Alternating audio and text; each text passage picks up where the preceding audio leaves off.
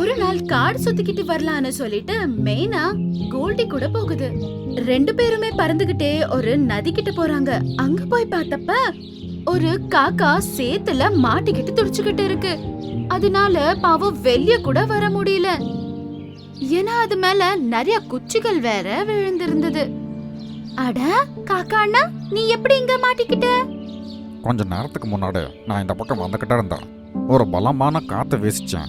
அந்த காற்றுல வந்து இங்க நான் மாட்டிக்கிட்டேன். வெளியே வர்றதுக்கு முயற்சி பண்ணிக்கிட்டே இருக்கேன். ஆனால் இந்த முள்ளு குச்சியெல்லாம் என்னை விட மாட்டேங்குதே. நீங்க பயப்படாதீங்க, நாங்க ரெண்டு பேரும் சேர்ந்து உங்களை காப்பாத்திடுறோம். இந்த குச்சியெல்லாம் எடுத்து விசிறடிச்சிடுறோம். நாயனா, பார்த்தா தெரியலையா அங்கே எவ்வளோ முள் இருக்குன்னு? இவனை காப்பாற்ற போய் நமக்கு தான் அடி விழுன்னு நான் நினைக்கிறேன். நான் இந்த வேலையெல்லாம் பண்ண மாட்டேன்ப்பா. நீ வேணா இங்கே இரு அப்படின்னு சொல்லி கோல்டி அங்கிருந்து போயிடுது. ஆனா மேனா அவளை காப்பாட ஆரம்பிச்சிடுது. அதோட வாயால ஒவ்வொரு குச்சியா எடுத்து இன்னொரு பக்கமா அந்த குச்சிய போட்டுட்டு வந்துட்டு இருக்கோம். இதே மாதிரி அது பண்ணிட்டே இருந்தது. அந்த குச்சிங்க எடுக்கிறதுக்கு ரொம்பவே நேரமாகிடுது.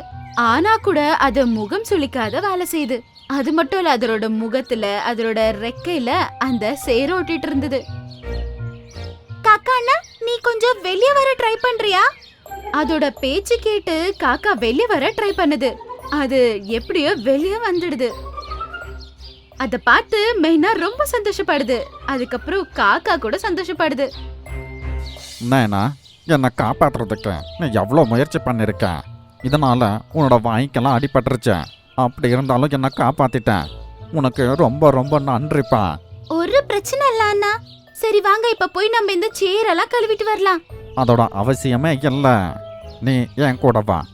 அப்படின்னு சொல்லி அந்த காக்கா கூடவே மேனா போகுது. அது ஒரு குகைக்குள்ள கூட்டிட்டு போகுது. அந்த குகையில இருந்த மாயா கட்டையை எடுத்து அவ மாய பண்ண ஆரம்பிக்கிறான். அப்படி பண்ண உடனே என்ன ஆச்சுன்னா, அது மேல இருக்கிற சேர் எல்லாம் போயிடும். அப்புறம் அது மேலயும் அந்த காக்கா அந்த மாயைய பண்ண உடனே அது மேல இருக்கிற சேரு கூட மாய ஆயிடும். என்னன்னா இது எந்த மாதிரி மாயம்? இது என்னோட மந்திரக்கோல்.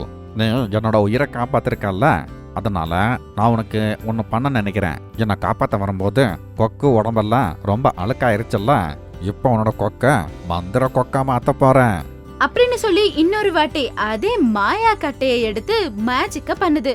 அப்படி பண்ண உடனே அதோட வாய் தங்க வாயாக மாறிடுது. இப்போ இந்த மந்திர கொக்கு மற்ற பறவைங்களுக்கு உதவி பண்ண உதவியா இருக்கும். இந்த கொக்கால எந்த பறவையை நீ தொடுறியோ அதோட காயம் ஏதாச்சும் வலை இருந்துச்சுன்னா ஒரு மினிட்ஸ்லயே அது சரியாயிரும். அட ரொம்ப ரொம்ப நன்றி அண்ணா. ஒரு வேளை என்னால இத வச்சு எல்லாருக்கும் ஹெல்ப் பண்ண முடிஞ்சா நான் இந்த காட்டுல இருக்கிற எல்லா அனிமல்ஸ்க்கும் ஹெல்ப் பண்றேன் அண்ணா அப்படின்னு சொல்லி மேனா அங்கிருந்து போயிடும். அப்புறம் அதோட கூண்டுக்கு அது போயிடுது. மறுநாள் காலையில யாரோ அழற சத்தம் அதுக்கு கேக்குது. அந்த சத்தம் பக்கத்து கூண்டுல இருந்து வந்துகிட்டு இருக்கும். அந்த சவுண்ட் கேட்ட உடனே மேனா அந்த கூண்டுக்குள்ள போய் பாக்குது. அங்க போய் பார்த்தா ஒரு குட்டி பறவையோட ரெக்கையில அடிபட்டு இருந்தது. அந்த அடியால அது அழுதுட்டு இருந்தது.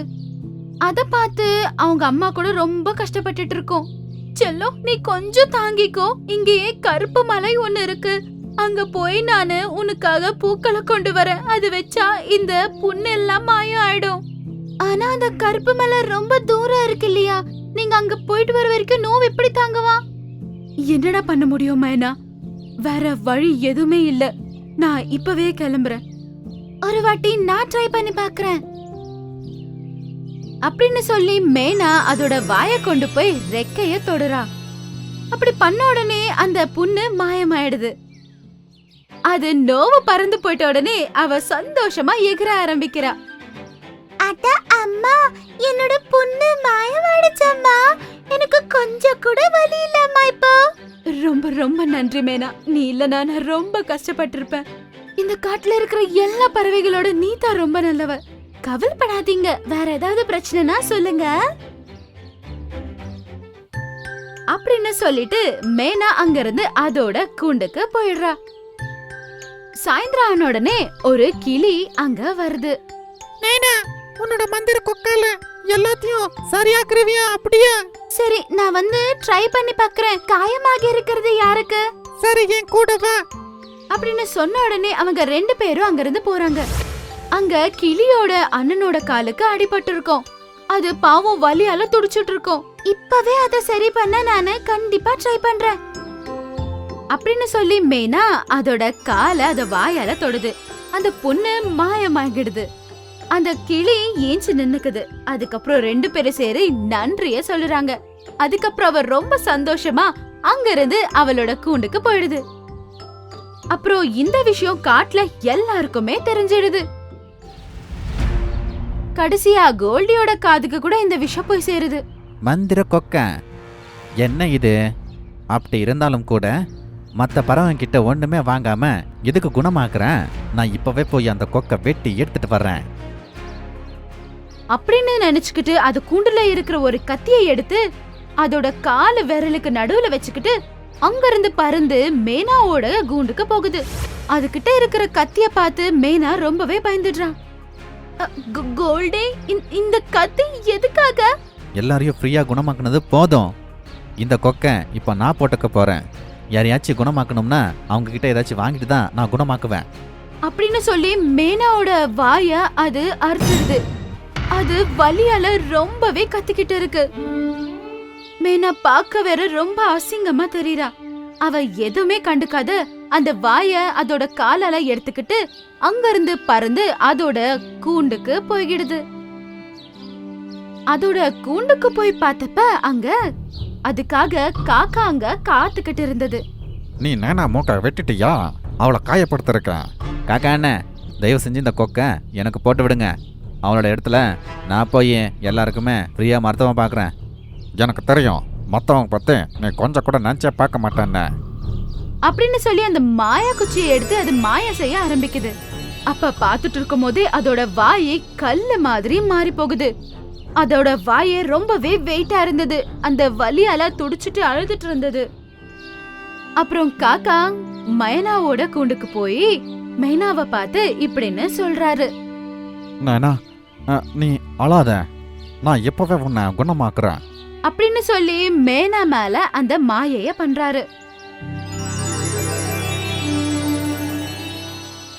இப்ப அதோட வாய் மறுபடியும் மாறிடுது. அத பார்த்த மைனா சந்தோஷமா எகிர ஆரம்பிக்குது. அப்புறம் காக்கா அங்கிருந்து அதோட வீட்டுக்கு போயிடுது. ஆனா மேனாவோட மனசு ரொம்ப நல்ல மனசு. அங்கிருந்து கோல்டியோட கூண்டுக்கு போய் அவ கோல்டியோட வாய சரி பண்ணிடுது. இத பார்த்த எல்லா பறவைகளும் ரொம்பவே அத புகழ ஆரம்பிக்குது. கோல்டி கூட மன்னிக்க சொல்லி கேக்குது. அதுக்கப்புறம் மேனா ரொம்ப சந்தோஷமா அதோட கூண்டுக்கு அங்கிருந்து பறந்து போயிடுது.